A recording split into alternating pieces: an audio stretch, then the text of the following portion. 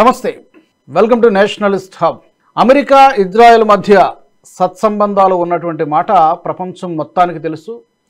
ఏ ప్రభుత్వం వచ్చినా కూడా ఆ పాలసీ, ఆ దేశం యొక్క పాలసీనే అలా ఉంటుంది. ఇది అందరికీ తెలిసినటువంటి విషయమే. అయితే ఈ కొత్తగా అధ్యక్ష బాధ్యతలు తీసుకోబోతున్నటువంటి ట్రంప్ షేర్ చేసినటువంటి ఒక వీడియో, నెతన్యాహుకు వ్యతిరేకంగా మాట్లాడినటువంటి ఒక క్లిప్ ఉంది. ఆ వీడియోని ట్రంప్ షేర్ చేయడం అనేది ఎవరికీ అర్థం కావట్లేదు. ఎందుకు డొనాల్డ్ ట్రంప్ ఆ వీడియోని షేర్ చేశారు? చాలా వ్యతిరేకంగా ఉన్నాయి.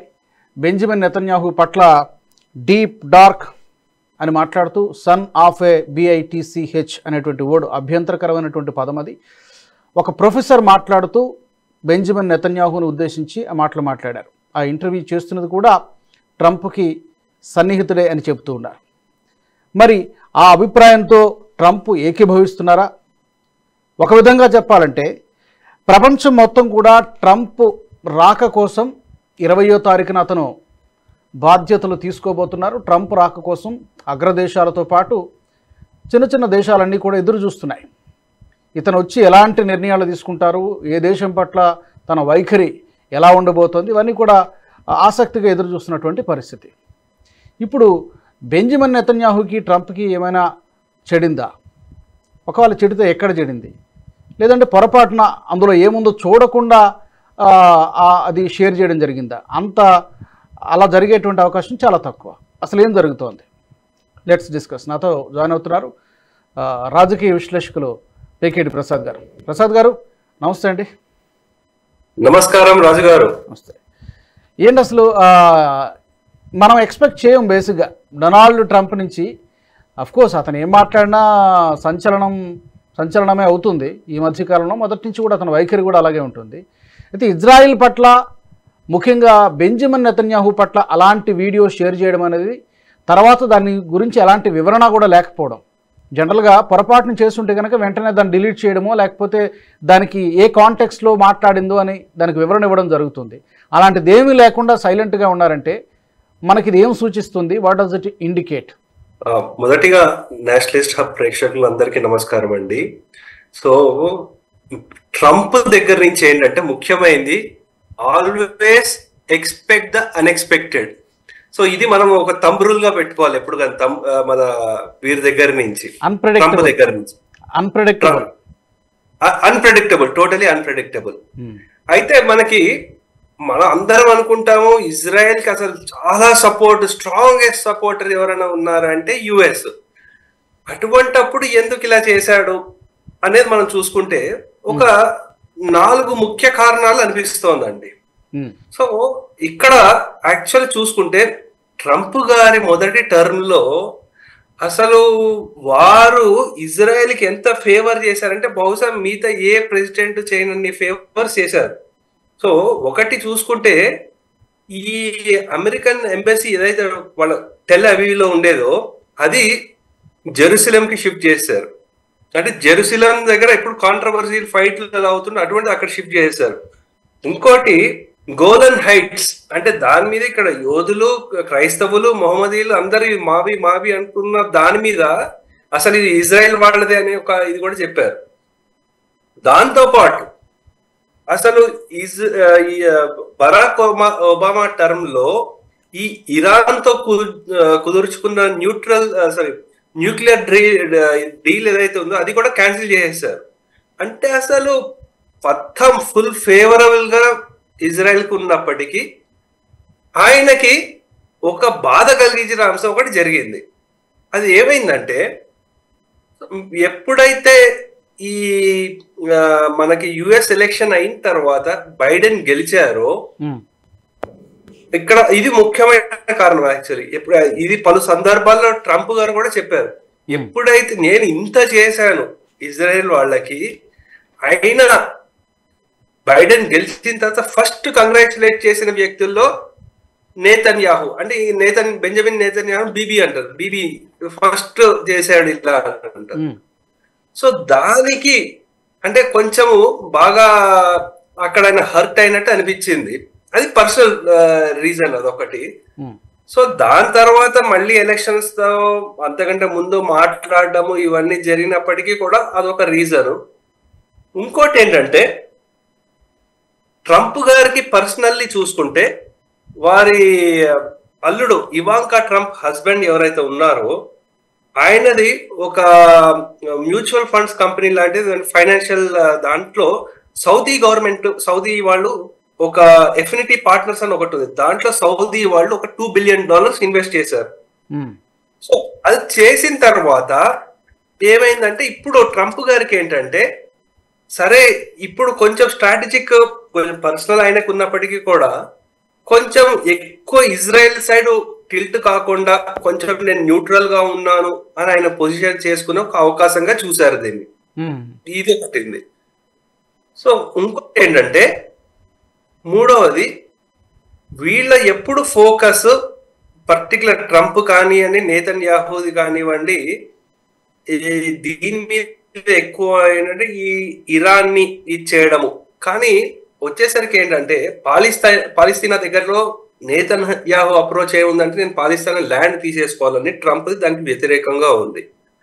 సో అది కాకుండా ఏంటంటే వాళ్ళకి ఇంటర్నల్లీ కూడా మనకి డెమోక్రట్స్ వీళ్ళందరూ ఏంటంటే నేతన్యాహుకి ఎగెన్స్ట్ గా ఉన్నారు, కొంచెం ఇంటర్నల్లీ స్క్రూటనీ కూడా బాగా జరుగుతుంటే దాన్ని కొంచెం దృష్టి మళ్లించే స్టెప్ గా మనం చూడొచ్చు. అంటే ఈ 4 ఫ్యాక్టర్లకి కారణం చేత వారు ఏంటంటే బయట ఒక ఇమేజ్ ని బిల్డ్ చేద్దాము ఆయనకంటూ ఒక న్యూట్రల్ ఇమేజ్ అనే దాంట్లో ఇది ఒక స్టెప్ గా మనం చూడొచ్చండి. ఓకే, సో స్ట్రాటజిక్ గానే వ్యూహాత్మకంగానే ఆ వీడియోని షేర్ చేసినట్టుగానే మనం అర్థం చేసుకోవాలి. మేబీ మీరు చెప్పిన 4 కారణాల్లో అన్నీ కావచ్చు, లేకపోతే ఏదైనా 1-2 కూడా కావచ్చు. అవునండి. సో ఇక్కడ ఇవి చూసుకోవాల్సింది ఏంటంటే ట్రంప్ గారికి యాక్చువల్లీ మెయిన్ వస్తున్న సమస్యలు ఏంటంటే ఇవన్నీ నేను ఎందుకు చేస్తున్నాడంటే ఇవన్నీ ఒక దృష్టి మళ్లించే చర్యలు. యాక్చువల్లీ పెద్ద ప్రాబ్లం ఎక్కడైతే వస్తుందో యుఎస్ ఎకానమీ చాలా ప్రాబ్లమ్స్ లో ఉంది. అంటే వీళ్ళు ఉచిత తైలాలు పంచి పెట్టడాలు ఇన్ఫ్లేషన్ అవన్నీ పెరిగిపోయాయి. ఇప్పుడు చూస్తుంటే 2025 మొత్తం చాలా కంపెనీలు జాబ్ కట్స్ చేస్తున్నాయి. ఇటువంటి టెన్షన్లు ఎక్కువైపోయాయి లోపల అంతర్గతంగా యుఎస్ లో. వీటిలన్నిటి నుంచి దృష్టి మళ్లించే చర్య అంటే నేను ఇంటర్నేషనల్ అవి చేస్తున్నా ఇవి చేస్తున్నా అని చెప్పి ఒక దృష్టి మళ్లించే చర్య. కానీ ఇంటర్నల్ ఛాలెంజెస్ వీరికి చాలా ఎక్కువ ఉన్నాయి. సో దాన్ని ఫేస్ చేయాలి ఇప్పుడు. సో ఎందుకంటే ట్రంప్ గారు వచ్చిన తర్వాత ఏదో అయిపోతుంది మాయాజాలం చేసేస్తాడు అంటే అవ్వదు. అది మినిమం ఒక 6 నెలలు చాలా కష్టపడితే కానీ వాళ్ళ ఎకానమీని సెటరేట్ చేయడం. ఎందుకంటే 2025 ఆర్థికంగా ప్రపంచం అంతా మనకు చాలా కష్ట సమయాన్ని ఎదుర్కొంటామని వివిధ ఆర్థిక శాస్త్రవేత్తలు చెప్తున్నారండి. ఓకే, అండ్ ఇప్పుడు దీంతో పాటు ఇంకా ఆయన ఛార్జ్ తీసుకోకముందే బాధ్యతలు తీసుకోకముందే ఇవన్నీ మొదలుపెట్టారు. మెక్సికో గురించి మాట్లాడుతున్నారు, గ్రీన్లాండ్స్ గురించి మాట్లాడుతున్నారు, కెనడా గురించి మాట్లాడుతున్నారు. మొత్తం అంటే ఈ అఖండ్ మనం ఎలాగైతే అంటామో కొంతమంది అఖండ భారత్ అని ఎలాగైతే అంటారో అఖండ అమెరికా అన్నట్టుగా అలాంటి ఆలోచన ఏమన్నా ట్రంప్కు ఉందా? లేకపోతే ఏదో ఒక సెన్సేషన్కి మీరు అన్నట్టుగా అటెన్షన్ డైవర్ట్ చేయడానికో లేకపోతే అసలు విషయాన్ని పక్కన పెట్టి ఏదో ఒక మీడియాలో హెడ్లైన్స్లో ఏదో ఒక రాగా ఉండేటువంటి ప్రయత్నం చేస్తున్నారా ఇవన్నీ మాట్లాడడం ద్వారా? లేదంటే నిజంగా అలాంటి గోల్, లాంగ్ టర్మ్ గోల్ ఈ మెక్సికోని, గ్రీన్లాండ్స్ని, కెనడాని 51వ రాష్ట్రంగా మార్చేస్తాము అని చెప్తూ ఉన్నారు. ఏంటి ఈ కామెంట్స్ అన్నింటినీ కూడా ఎలా చూడాలి మనం? Is he really serious about Akhand, అదే whatever it is greater America అనుకోవచ్చు, ఎలా అనుకోవచ్చు? ఏమండి ఇక్కడ మనం అఖండ భారత్ ని దీన్ని కంపేర్ చేయలేము, చేయకూడదు. అఖండ భారత్ అనేది వేరే టాపిక్, దాని మీద మనం ప్రత్యేకించి చర్చ పెట్టుకోవచ్చు. కానీ వీళ్ళు ఇప్పుడు ఈ చెప్తుంది ఏంటంటే అంశము, సో దీంట్లో వీళ్ళు ఏం చేస్తున్నారంటే ట్రంప్ ని మీరు ఎప్పుడైనా అబ్జర్వ్ చేయండి, ఆయన ఇచ్చే స్టేట్మెంట్లు కానీ ఎలా ఉంటుందంటే ఎదుటి వాడిని డిఫెన్సివ్ లో పడేస్తారు అనమాట. ఫస్ట్ వాడిని డిఫెన్సివ్ లో వేసేసిన తర్వాత అక్కడి నుంచి నెగోషియేషన్ చేయడం మొదలు పెడతారు. సో అందు గురించి ఆయన ఫస్ట్ టర్మ్ లో కూడా నేను పెద్ద గ్రేట్ వాల్ కట్టేస్తాను, బార్డర్ లో మొత్తం ఇల్లీగల్ మైగ్రెంట్స్ ఆపేస్తాను, అవి ఇవి అని చెప్పారు. స్టేట్మెంట్ ఇవ్వడం బానే ఉంది, అంత చేయడానికి నిధులు ఎక్కడ వాళ్ళకి? సో అందు గురించి ఏంటంటే ఇవన్నీ వాళ్ళ ఒక సెట్ ఆఫ్ ఓటర్స్ ఎవరైతే ఉన్నారో వాళ్ళని సంతృప్తి పరచడానికే. కానీ నిజంగా అలా చేస్తారంటే చేయకపోవచ్చు. సో వాళ్ళు ఎందుకంటే at the end of the day Trump is more of a transactional man. అంటే ఆయన లాభ నష్టాలు మొత్తం క్యాలిక్యులేషన్ చేసుకునే వ్యక్తి. సో అందు గురించి స్టేట్మెంట్ ఇవ్వడం ఒకటి, ఆన్ ద గ్రౌండ్ ఎగ్జిక్యూషన్ చేయడం ఇంకోటి. ఇవన్నీ ఏంటంటే ఎదుటి వాడిని డిఫెన్సివ్ లో పడేయడం, ట్రంప్ ఇది కాదు ఇది కాదు. సో ఎనీ న్యూస్, వాడు గుడ్ న్యూస్ అన్నా బ్యాడ్ న్యూస్ అన్నా, ఎనీ న్యూస్ వాడి న్యూస్ లో ఉంటే వాడి గుడ్ న్యూసే. సో ఆ విధంగా ఎప్పుడు ట్రంప్ న్యూస్ లో ఉంటూనే ఉంటారు. ఎప్పుడు ఫోకస్ అంతా సరే, ఆయన ఏ స్టేట్మెంట్ అన్నా సరే ఎప్పుడు ఫోకస్ ఆయన మీదే ఉంటుంది. అటెన్షన్ మొత్తం ఆయన మీదే ఉంటుంది, ఆయన ఏం మాట్లాడినా కూడా. సో అందు గురించి మనం చూడాల్సింది ఏంటంటే, సరే ఆయన కొన్ని 10 స్టేట్మెంట్లు ఇచ్చాడంటే ఒకటో రెండో వాటిని సీరియస్ గా తీసుకుని ఆన్ ద గ్రౌండ్ ఏం చేయగలుగుతున్నారు, చేయబోతున్నారు మనం చూడాలి. మనం చూసుకోవాల్సింది ఆయన ఎంపిక చేసుకున్న టీం ఎటువంటిది చూడాలి. సార్ ట్రంప్ గారిని ఒక్కరినే చూడకండి, ఆయన టీం ఎవరెవరిని ఎక్కడెక్కడికి తీసుకొచ్చారు, ఎలా పెట్టారు అనేది చూసుకోవాలి. ఈయన స్టేట్మెంట్లు ఇస్తూ ఉంటాడు, మొత్తం ప్రపంచం అంతా ఫోకస్ ఆయన మీద ఉంటుంది. ఆయన కింద ఉండే టీం వాళ్ళు చేప కింద నీరులాగా వాళ్ళ పనులు వాళ్ళు చేసుకుంటూ వెళ్ళిపోతూ ఉంటారు. అయితే ఇప్పుడు ఇమీడియట్గా ఆయన 20వ తారీఖున ఛార్జ్ తీసుకోగానే ఏదో అద్భుతాలు జరిగిపోతే రాత్రి ఏమో జరుగుతాయని కాదు, కానీ వీటన్నిటి విషయంలో మేబీ ఆఫ్టర్ కొన్ని సంవత్సరాల తర్వాత అయినా కానీ ఈ గ్రీన్లాండ్స్ విషయంలో కానివ్వండి, కెనడా విషయంలో కానివ్వండి, కెనడా నుంచి ఇప్పటికే జగ్మీత్ సింగ్ లాంటి వాళ్ళు కామెంట్ చేస్తున్నారు, కెనడియన్స్ ఎవరు కూడా మీతో జాయిన్ కావడానికి సిద్ధంగా లేరు అని చెప్పి చాలా ఘాటుగానే స్పందిస్తూ ఉన్నారు. అంటే ఒకవేళ వీటిని తీసుకోవాల్సినటువంటి సందర్భం వస్తే ఎలాగా, బై ఫోర్స్ తీసుకుంటారా, లేకపోతే ఏ అథెంటిసిటీతో చెప్తున్నారు, ఏ అధికారంతో చెప్తున్నారు? అంటే ఇక్కడ మనం చూడాల్సింది ఒక 4-5 అంశాలండి. First, Trump government relationship with Europe, Trump government relationship with Canada, Trump government relationship with Israel and Middle East, Trump government relationship with China, India, ఇక్కడ. సో మనం ఇవన్నిట్లో చూసుకుంటే ముఖ్యంగా ఏంటంటే, సరే వాడు జగ్మీత్ సింగ్ ఏదో ఒకటి అన్నాడు, కానీ ఎలన్ మస్క్ కూడా అన్నాడు girl don't respond in hurry అని ఏదో ఒక స్టేట్మెంట్ ఇచ్చేసాడు. నాట్ పార్ట్ ఆఫ్, మీరేమి ఎంపీ కూడా కాదు అక్కడ, సంథింగ్ ఆ లెవెల్లో మీ మాటలకు ఏం వాల్యూ లేదన్నట్టుగా మాట్లాడారు. నీకు అంత సీన్ లేదు, నువ్వు మూసుకుని కూర్చో అని చెప్పాడు. సో ఇటువంటి స్టేట్మెంట్లు అవుతూ ఉంటుంది. సో ఇక్కడ యాక్చువల్ చూసుకోవాల్సింది ఏంటంటే, వీళ్ళు ముఖ్యంగా ఇజ్రాయిల్ యుఎస్ రిలేషన్ చూసుకుంటే ఏంటంటే ఒకటి అవసరం ఇంకోటికి ఉంది. అందు గురించి పరస్పరంగా వాళ్ళు స్టేట్మెంట్లు ఏమి ఇచ్చుకున్నా సరే ఆర్మ్ సప్లయర్, సో అది కూడా ఇంకోటి ఏంటంటే వాళ్ళకి కావాల్సిన ఎక్విప్మెంట్లు కానివ్వండి, అక్కడ ప్రొటెక్షన్ కానివ్వండి, ఎస్పెషల్లీ మిడిల్ ఈస్ట్ లో వచ్చేసరికి అవన్నీ యుఎస్ వాడు ఇస్తుంటాడు. కానీ ఇజ్రాయెల్ వాళ్ళు యోధులు జ్యూస్ ఎంతమంది ఉన్నారో వాళ్ళు ఫైనాన్షియల్ క్యాపిటల్ అయిన యుఎస్ ని మొత్తం కంట్రోల్ చేసి పెడుతున్నారు. సో ఫైనాన్షియల్లీ అక్కడ ఆ మార్కెట్ ని వాళ్ళు కంట్రోల్ చేస్తున్నారు. అందు గురించి ఒకటికి ఒకటి డిపెండెన్సీ ఉంది. కాబట్టి నేతన్యాహు ఏమన్నారు, ట్రంప్ ఏమన్నారు విషయాన్ని పక్కన పెడితే వీళ్ళు మాత్రము ఎప్పుడు వాళ్ళ రిలేషన్ ఎప్పుడు పాడవదు. సో అది మనం వీఆర్ అష్యూర్డ్. సో అది we can take it for granted. Next వీటికి అమెరికా అవసరం ఇజ్రాయెల్కి ఉంది, ఇజ్రాయెల్ అవసరం అమెరికాకు ఉంది. ఒకరి అవసరాలు ఒకరికి ఉన్నాయి. కాబట్టి నాయకులు ఎలా మారినా వాళ్ళ వ్యక్తిగత అభిప్రాయాలు ఎలా ఉన్నా కూడా it will go on. So ఇంకోటి మనం చూసుకోవాల్సింది ఏంటంటే, నేతన్యాహు మన పాస్ట్ లో కూడా చూసుకుంటే 1996 లో ఫస్ట్ యుఎస్కి వెళ్ళినప్పుడు అప్పుడు బిల్ క్లింటన్ గారు ఉన్నారు, డెమోక్రాట్. వాళ్ళ రిలేషన్ కూడా అంత గొప్పగా లేదు. అంటే కొన్ని ఎఫ్ లెటర్ వర్డ్స్ యూజ్ చేశారు. బిల్ క్లింటన్ సూపర్ పవర్ వాళ్ళ నేనా అన్న రేంజ్ లో యూజ్ చేశారు అన్నారు. సో అలాగే మన బరాక్ ఒబామా గారితో కూడా సరైన సంబంధం కూడా లేదు. కానీ వాళ్ళకి ఏంటంటే టఫ్ నెగోషియేషన్ చేసేవాడికి ఏంటంటే, నా దేశానికి నాకేం కావాలని చూస్తాడు, కానీ నా పర్సనల్ రిలేషన్షిప్ ఎలా ఉంది అవంతా ఏం పట్టించుకోరు. ఒక విధంగా చెప్పాలంటే నేతన్యాహు అలాగే, ట్రంప్ కూడా అలాగే. అందు గురించి ఈ స్టేట్మెంట్లు ఏమంటారు, హిందీలో బయాన్ బాజీ అంటారు, కానీ యాక్చువల్లీ ఏమి ఉండదు. సో మిడిల్ ఈస్ట్ లో వచ్చేసరికి ఏమవుతుందంటే, సౌదీలని వీళ్ళని ఎక్కువ సపోర్ట్ చేయడం మొదలు పెడతారు. అలా ఇరాన్ ని కొంచెం ఐసోలేట్ చేస్తారు. సో ఆ విధంగా కొంచెము అక్కడ మిడిల్ ఈస్ట్ లో టెన్షన్ తగ్గే అవకాశాలు ఉంటాయి. సో మిగతా భారతదేశంతో చూసుకుంటే భారతదేశానికి ట్రంప్ ఏం చేస్తారంటే మనం ఏం చెప్పలేము. బహుశా బైడెన్ అడ్మినిస్ట్రేషన్ డీప్ స్టేట్ ద్వారా చాలా నెగిటివ్ వెళ్ళిపోయారు. ఆ నెగిటివ్ నుంచి 0 వరకు తీసుకొస్తారని మనం ఎక్స్పెక్ట్ చేయొచ్చు ట్రంప్ దగ్గర నుంచి. సో అందు గురించి భారతదేశానికి అంత పెద్ద ప్రాబ్లం ఉండకపోవచ్చు. కానీ చైనా వాళ్ళ మీద టారిఫ్లు పెంచడం, మన మీద కూడా పెంచుతా అన్నాడు.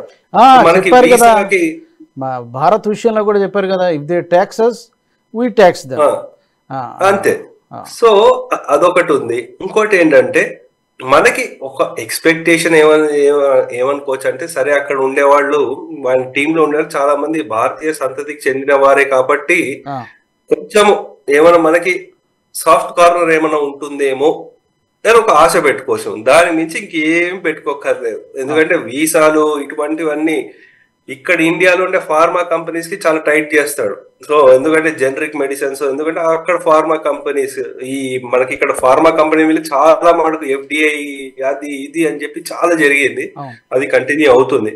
ఎంతైనా అక్కడ బూస్టప్ చేసుకోవడానికే ప్రయత్నం చేస్తాడు. అంటే అక్కడ ఎకానమీని పెంచుకుని అక్కడ ఉద్యోగాలు పెంచే ప్రయత్నాలు చేస్తుంటాడు. ఎందుకంటే లేదంటే వాళ్ళకి అక్కడ ఇన్ఫ్లేషన్ చాలా విపరీతంగా పెరిగిపోయింది.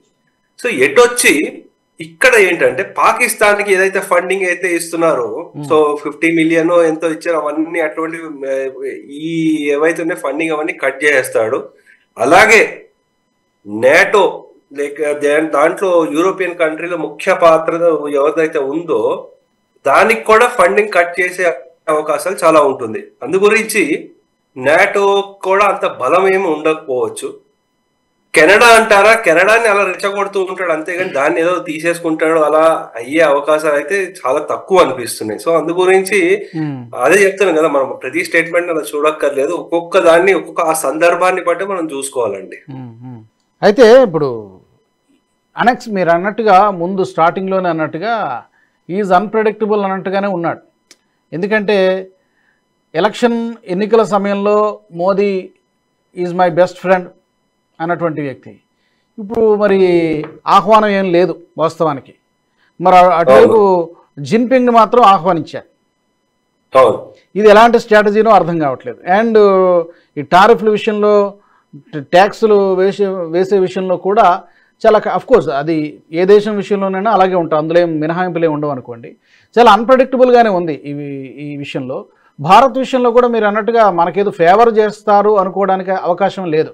వాళ్ళ పాలసీ ఎలా ఉంటుందో ఆ పాలసీని బట్టే వెళ్తారు తప్ప ప్రత్యేకించి ఏమీ భారత్ని సెపరేట్గా ఒక అభిమానం ప్రేమతో ఉంటుందని అనుకోవడానికి అయితే ఏం ఎక్స్పెక్ట్ చేయాల్సినటువంటి అవసరం లేనట్టుగానే కనిపిస్తోంది.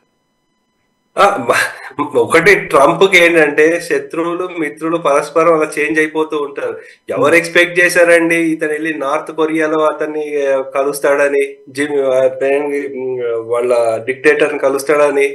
సో ఇటువంటివి చెప్తున్నాను కదా, ట్రంప్ తో ఏంటంటే ఎక్స్పెక్ట్ ద అన్ఎక్స్పెక్టెడ్, ఎవరితో కలిసిపోవచ్చు. సో ఎవరితో ట్రంప్ వచ్చాడు అంటే మనం ఒకటి ఏంటంటే మనకి తక్కువ నెగిటివ్ చేస్తాడని ఒక ఆశ పెట్టుకోవచ్చు అంతే. అంతే డీప్ స్టేట్ అయితే మన దేశంలో దూరిపోయి మళ్ళీ అంతగా సివిల్ వార్లు తీసుకొచ్చే స్టేజ్కి అయితే డీప్ స్టేట్ చేసింది అంత పని చెయ్యడు అనేది మనం ఒక మినిమం ఎక్స్పెక్టేషన్ అయితే పెట్టుకోవచ్చు ట్రంప్ దగ్గర నుంచి. ఓకే ప్రసాద్ గారు, thank you very much for your analysis.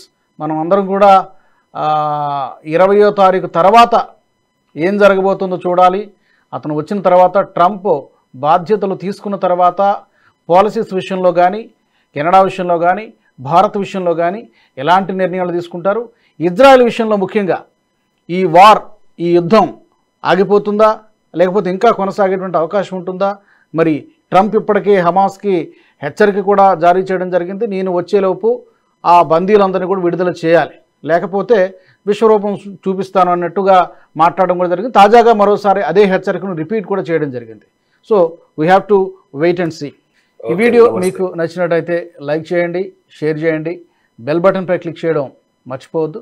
అలాగే ఇంతవరకు నేషనలిస్ట్ హబ్ అలాగే NHTV గ్రూప్ ఆఫ్ ఛానల్స్ని సబ్స్క్రైబ్ చేసుకోని వాళ్ళు ఎవరైనా ఉంటే తప్పకుండా సబ్స్క్రైబ్ చేసుకోండి. జాతీయవాద జర్నలిజాన్ని ప్రోత్సహించండి. మేము చేసేటువంటి స్టోరీలు కావచ్చు, డిస్కషన్స్ కావచ్చు, ఇంటర్వ్యూస్ కావచ్చు ఎప్పటికప్పుడు మీకు అందుతూ ఉంటాయి. ఇది వాళ్ళ ప్రత్యేక చర్చ. Keep watching Nationalist hub. ఈ వీడియో మీకు నచ్చినట్టయితే లైక్ చేయండి, 10 మందికి షేర్ చేయండి. అలాగే కామెంట్ల రూపంలో మీ అభిప్రాయాలను మాతో పంచుకోండి. Nationalist hub group of channels ను సబ్స్క్రైబ్ చేసుకుని తెలుగునాట జాతీయవాద జర్నలిజాన్ని ప్రోత్సహించండి. ఈ వీడియో కింద ఉన్న బెల్ ఐకాన్ పై క్లిక్ చేయడం మర్చిపోవద్దు.